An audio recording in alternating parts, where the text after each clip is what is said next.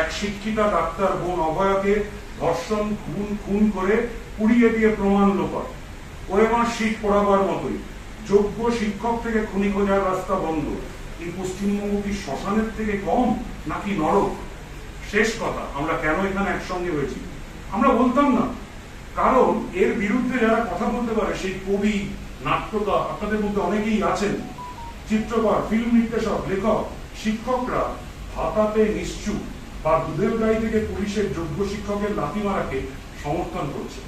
রাজাকার লেখক সরকারি চুরি না বলে বিচার ব্যবস্থাকে দায়ী করছে, যোগ্য শিক্ষকদের প্রবঞ্চনা করছে।